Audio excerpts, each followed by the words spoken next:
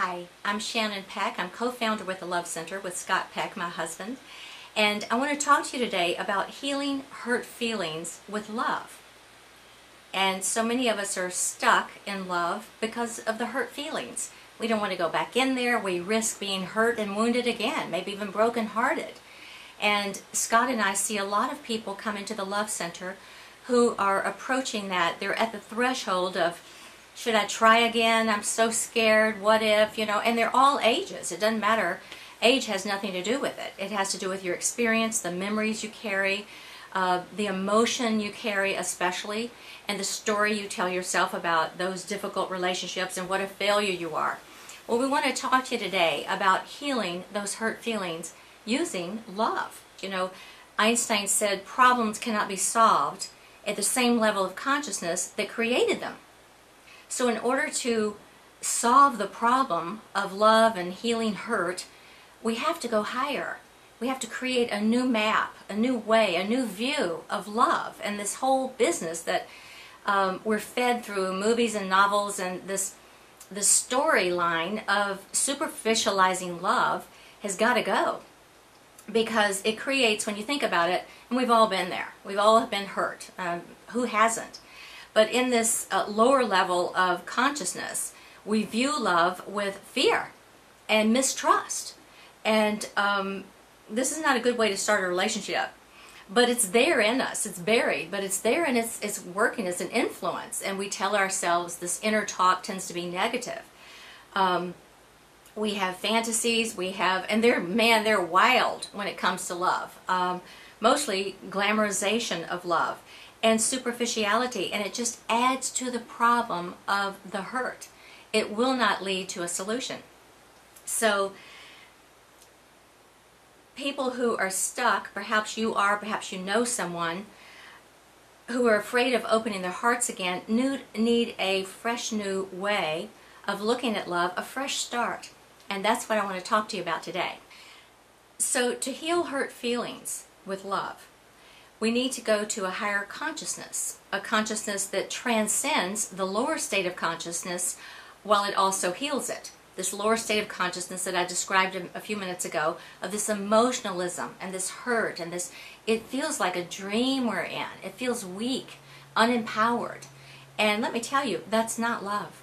That is a mistaken view of love. That's all it is. And we suffer more from the reality of a mistaken view of love than we actually do suffer from love itself.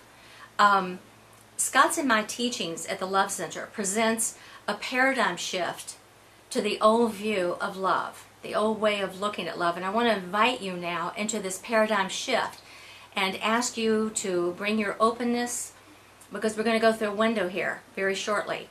A portal to move you higher in consciousness, to think about love, your love life, how you relate with others, the success rate, how you can go higher now. So think of love in a divine way. Really, love has been around forever. It is sourced in our highest self.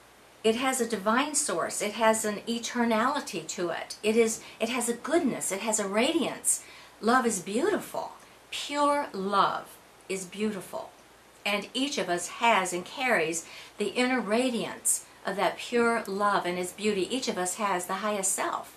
And so how do you activate the highest self so that that love can come forth and be radiated? The higher self offers a bridge to love on earth, earthly love, in relationships, and finding the love mate of your dreams. To do that, following the map of higher consciousness rather than the lower consciousness, that old map, that old paradigm that we need to shift out of, it presents a new map of learning the behavior of love. We now understand that we can approach love with objectivity, not with the old subjectivity of emotion.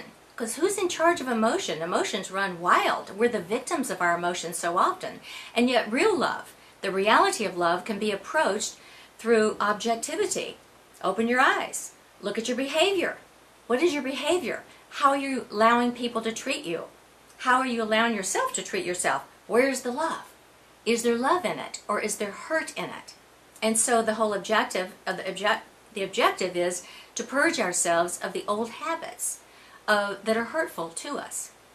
And so that's going to bring up love skills of what are the skills to love yourself. First of all, we begin with loving ourselves, and that's where you become an expert at loving yourself. And yes, give yourself permission right now to start loving yourself.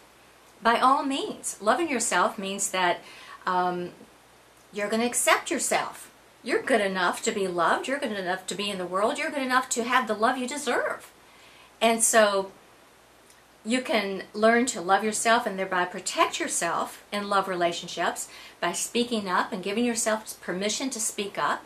And honestly, if someone doesn't want you to speak up, you're not experiencing love. So you better go to the next person or speak up about that. Perhaps they'll open the door to, oh, I'm sorry, I didn't realize. Go ahead and speak up. Speak your feelings. But learn to speak your feelings in a loving way, so it's unharmful to the person who's listening. It's sweet to their ears. And it's not syrupy, it's just truth that is spoken softly and sweetly in a caring way to their heart. So it's using conscious wisdom.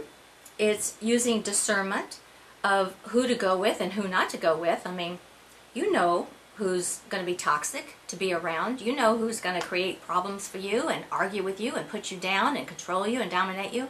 Don't go there. Don't go there and try to create beautiful love. It's not going to happen. You already know that. Go to a higher place. Go to someone who has the possibility, who's at least open and has a sweetness and a lovingness and a willingness to go to a higher place to practice real love. So, and someone who wants to see you rise in love, who gets tickled pink when they see you loving yourself. Now, there's a great possibility. And learn how to connect with another heart and to feel strong in intimacy. Most of us go into intimacy and the big finesse is all physical. Like, how are you in bed? Well, we can go past that. That comes later. But in the beginning, how do you connect intimately with strength and with a sense of wholeness and dignity and respect for yourself and the other person and treating them like that? So, and also feeling empowered with a connection to be able to connect with another person's heart, mainly through listening. Listening is just about the most honoring thing you can do. Ask someone a simple love question. We have many of them in our book, Love Skills for Personal and Global Transformation, such as, what's the most significant thing going on in your life right now? That's a beautiful love question. And then be quiet and allow them to answer. And as you listen, you can even reflect on what you're hearing. So what I hear you saying is that you're kind of in a place right now where you're opening up, or you're kind of in a place where you're looking back, or you're reflecting back. And you'll see love in that moment. It's a dimension. It will come over you. You will feel a peace. You will feel a joy. You will feel the presence of love itself in simple listening, because it's so honoring. And then when you even find something to acknowledge about someone and personally acknowledge and praise them, it's even more beautiful. And it opens your life to the love you deserve, and it heals hurt feelings with real love. Now I have a little more to share with you in another video, so stay tuned.